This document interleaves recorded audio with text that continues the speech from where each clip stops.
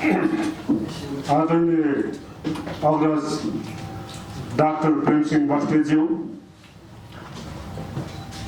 उपस्थित पत्रकार मित्रहरू, यस रिपोर्टर्स क्लबका माध्यमबाट नेपाल तथा विश्वमा रहनुभएका आदरणीय बुवाआमा, दाजुभाइ तथा दिदीबहिनीहरू, आज हामी अत्यन्तै महत्त्वपूर्ण क्षणमा रहेको विषय यहाँहरूलाई विदितै छ। हामी विश्वको सबैभन्दा पुरानो देश नेपालको नागरिकका रूपमा स्थापित भएका छौँ। हामी इतिहासको इन्द सिन्ध र हिन्द सभ्यताको प्रतिबिम्बका रूपमा हामीलाई परिचित गराएका छौँ।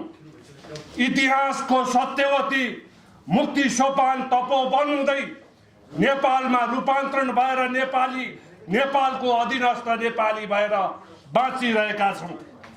ब्रह्माण्डका सबै युगमा जीवन्त रहेको ब्रह्मपुत्र र गङ्गाले घेरिएको सिरानमा कैलाश पर्वत राखिएको भूमिका नागरिकका रूपमा आफूलाई परिचित गराएका छौँ। यसर्थ हामी गौरवान्वित छौँ, पुलकित छौँ, सम्मानित छौँ। यस अर्थमा म आफू स्वयंलाई पनि अत्यन्तै भाग्यमानी ठानेको छु। इतिहासको सबै युगमा जीवन्तता रहेको मुलुक नेपालको आधुनिक नेपालको निर्माण गर्न श्री 5 बडा महाराज धिराज पृथ्वीनारायण शाहले स्थापना गरेको र विश्व जगतमा नेपाललाई एउटा नेसन स्टेटका राष्ट्रिय राज्यका रूपमा स्थापना गराएको प्रारम्भ र आरम्भीलाई आज त्यसका उत्तराधिकारीले यो मुलुकमा शासनाधिकार सम्पन्न गर्नुपर्दछ भन्ने हाम्रो दृष्टिकोण रहिआएको छ। विश्वको इतिहासमा राष्ट्रवाद र राष्ट्रियताको जग सिर्जना गरेका बडा महाराज धिराज पृथ्वीनारायण शाह, जसले यो मुलुकका निमित्त रगत र आँसु र पसिना बगाएर आम नेपालीलाई विश्व जगतमा गौरवको इतिहास सिर्जना गर्ने एउटा सर्जकका रूपमा हामीले पाएका छौँ र उहाँका दिव्य उपदेशहरूलाई हामीले पृथ्वी पथका रूपमा परिभाषित गरेका छौँ र पृथ्वीवादका रूपमा स्थापित गरेका छौँ। निवेदन गर्न चाहन्छु, श्री 5 बडा महाराज धिराज पृथ्वीनारायण शाहको नेपाल एकीकरणको अभियानलाई तत्कालीन इटालीले र तत्कालीन जर्मनले अनुसरण गरेको बेहोरा सादर निवेदन गर्न चाहन्छु। यस पृष्ठभूमिमा श्री 5 बडा महाराज धिराज पृथ्वीनारायण शाहले एकीकरण गरेको मुलुक र श्री 3 महाराज जङ्गबहादुर राणाले व्यवस्थापन गरेको मुलुक श्री 5 महेन्द्र वीरविक्रम शाहदेवले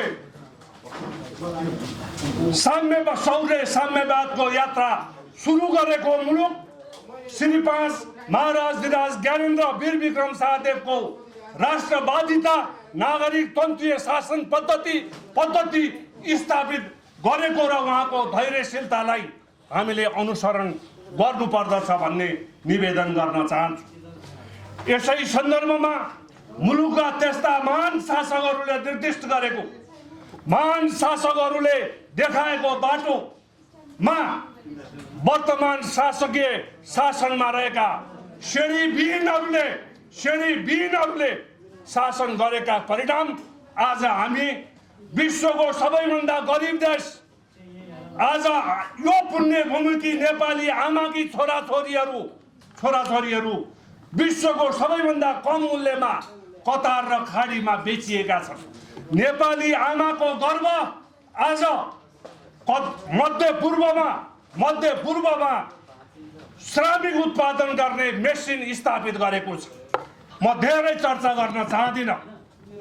र संक्षेपमा अहिलेको शासकीय संरचनाको मूल्याङ्कन यहाँहरूलाई निवेदन गर्न चाहन्छु। हामी अहिले वर्तमान शासकहरू साम्राज्यवादी पुँजीपति र विस्तारवादीका दलालहरू हुन् र साम्राज्यवादी विस्तारवादी र पुँजीपतिका कलोवादी पनि हुन्। शासकीय क्षमता राज्य राजनीतिक आदेशले चल्छ भन्ने बुझ्न नसक्ने श्रेणीविहीनहरू आज मुलुकको शासनाधिकार छन्। त्यसको परिणाम आजको विद्यमान अवस्था हो। त्यसकारणले निवेदन गर्न चाहन्छु, हामी साम्राज्यवादी विस्तारवादी पुँजीपति यसका दलाल र यसको कलोवादी होइनौँ। हामी टपरीवादी पनि होइनौँ, टोरीवादी पनि होइनौँ, कलोवादी पनि होइनौँ, मनोरोगी पनि होइनौँ। यस सबैको हरकत आचरण विचार र स्वभावको हामी विरुद्धमा हामीलाई स्थापित गर्न चाहन्छौँ। आज स्थापित भएको लोकतन्त्र, परिभाषित गरिएको लोकतन्त्र, परिभाषित गरिएको प्रजातन्त्र, परिभाषित गरिएको नागरिक तन्त्र यो होइन। यसलाई हामीले परिभाषित गरेका छौँ।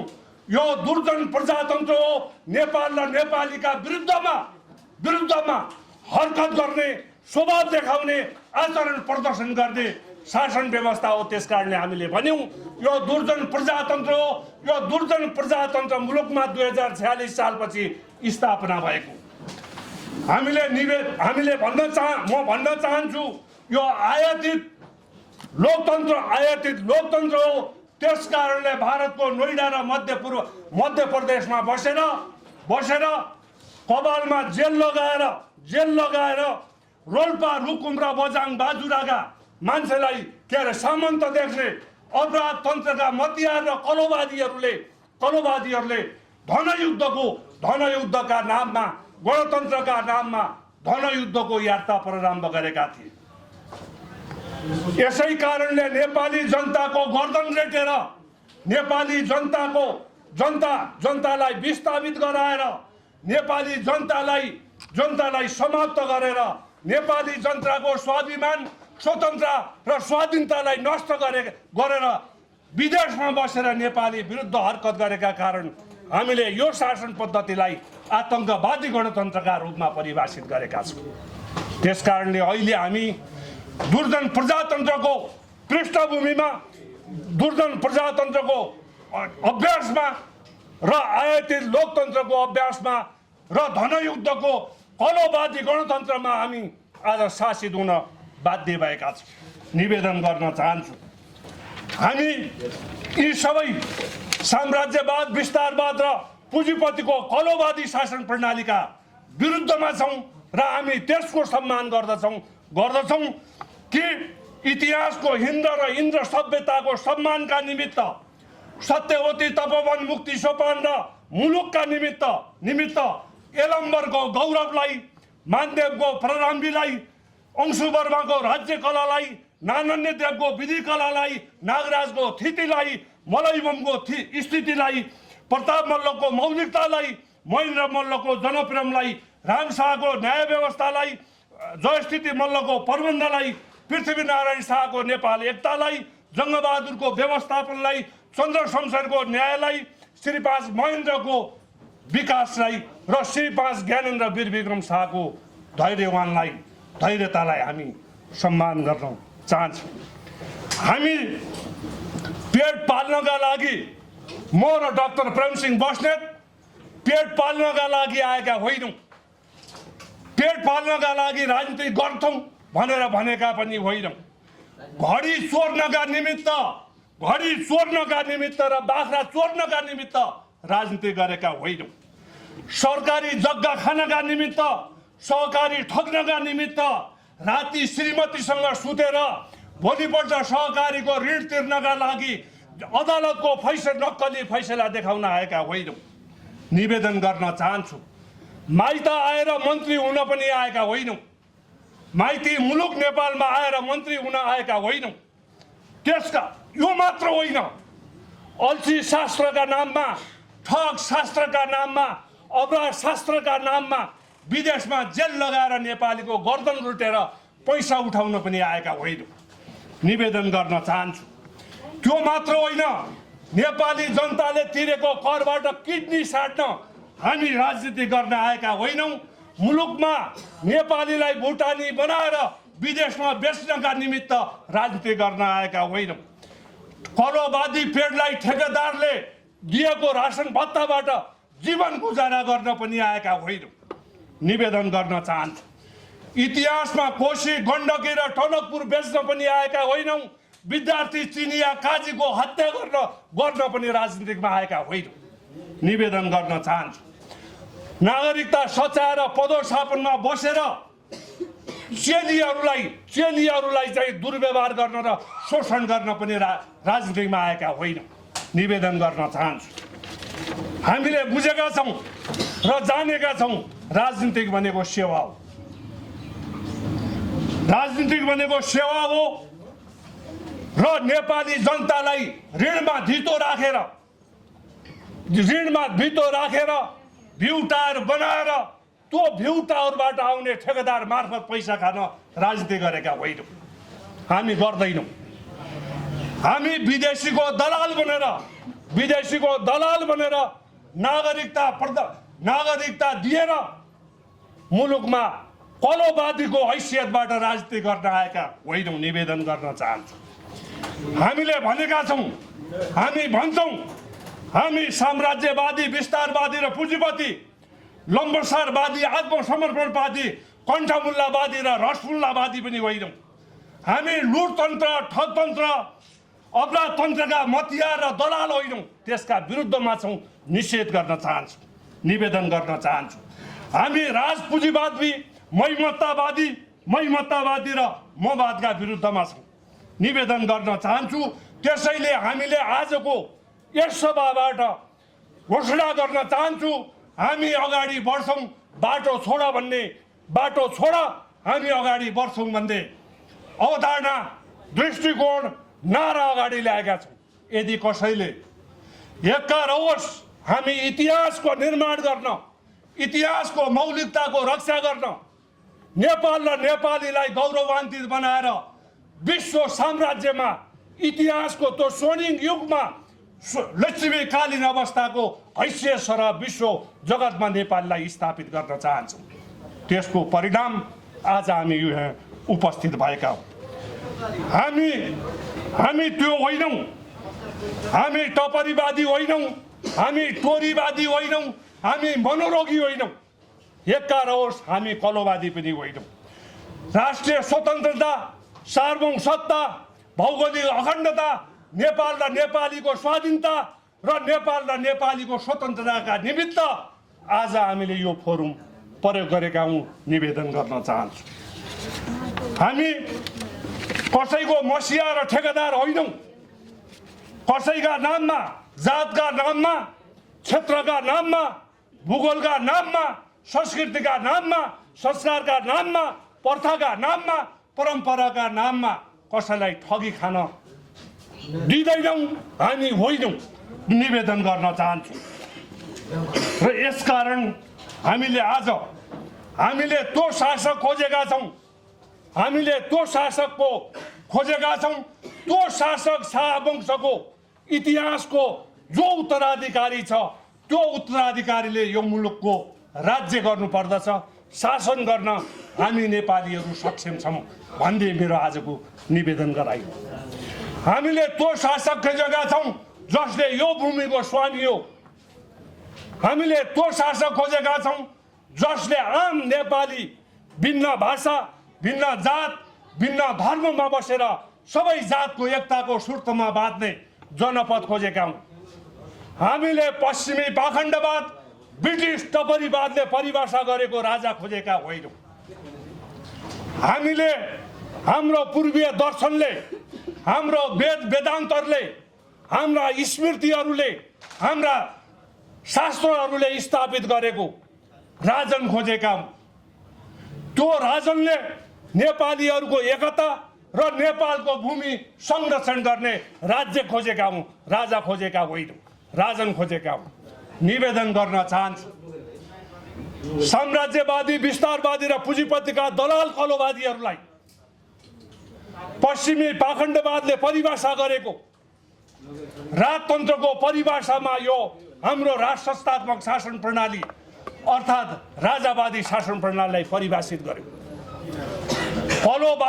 कलोवादीहरूले कलोको भरमा नेपाली जनतालाई यो राज संस्था पश्चिमी पाखण्डवादमा मध्ययुगमा स्थापित भएको राज संस्थासँग मिल्दछ, यो त्यस प्रकृतिको सामन्त छ, त्यसकारणले जनताका विरुद्धमा हरकत गर्छ भन्ने पाठ पढाइयो। आम नेपाली दाजुभाइ तथा दिदीबहिनीलाई निवेदन गर्न चाहन्छु, यो राज संस्था, यो मुलुकको राज संस्था, यो मुलुकको शाहवंश बनेको इतिहासको त्यो पूर्व वैदिक कालको राजन प्रणालीबाट निर्देशित र सञ्चालित शासन प्रणाली। विश्वको इतिहासमा निवेदन गर्न चाहन्छु, विश्वको इतिहासमा गद्दी छोडेर मुलुकमा बस्ने वंशको उत्तराधिकारी श्री 5 ज्ञानेन्द्र वीरविक्रम शाहदेव निवेदन गर्न चाहन्छु। सडकमा 2-4 जना मान्छेहरू मारिएका छन् भन्दा म गद्दी छोड्न तयार छु, नागार्जुनमा बस्न तयार छु, तर नेपाली जनता मार्दिन्न भन्ने शासक इतिहासको सबैभन्दा बढी नागरिक तन्त्रीय राजा श्री 5 ज्ञानेन्द्र हो। निवेदन गर्न चाहन्छु, इतिहासमा गद्दी छोडेर मुलुकको माटोलाई, मुलुकको पानीलाई आफ्नो शरीरको रगत ठान्ने र मुलुकको ढुङ्गालाई आफ्नो शरीरको हाड र ढाड सम्झिने इतिहासमा त्यस्तो राष्ट्रवादी, त्यस्तो राष्ट्रियतावादी, त्यस्तो जनप्रेमी शासक इतिहासमा कहिले पनि थिएन। दुर्भाग्यवश पश्चिमी पाखण्डवादको जगमा अल्छी शास्त्र मार्क्सवादको भरमा, ठग शास्त्र र अपराध शास्त्रका भरमा, द्वन्द्वात्मक भौतिकवादको माध्यमबाट सर्वा र अधिनायकत्वको नाममा रोल्पा, रुकुम र बजाङ बाजुरामा सामन्त देख्ने दलालहरूले यो मुलुकका आम नागरिकमा एउटा दुर्जन गर्ने शिक्षा सिकाएको परिणाम आज मुलुकले भोगिरहेको छ। निवेदन गर्न चाहन्छु, धेरै दिन त्यस्ता पातक शासकहरूको दिनहरू अब धेरै छैन। त्यो मात्र होइन, निवेदन गर्न चाहन्छु, यो मुलुकमा दुर्जन प्रजातन्त्रको अन्त्य गरिन्छ। आयातित लोकतन्त्रको अन्त्य गरिन्छ र आतंकवादी धनयुद्धको गणतन्त्रको अन्त्य गरिन्छ। एकार होस् जनताको बोली र शासकको, जनताको बोलीले हारेको र शासकको गोलीले जितेको इतिहास छैन। हामी इतिहास निर्माण गर्ने दिनमा उपस्थित भएका छौँ। त्यसकारणले अब धेरै दिन छैन, अब नेपालीहरू भुटानी भनेर बेचिने दिन छैन। अब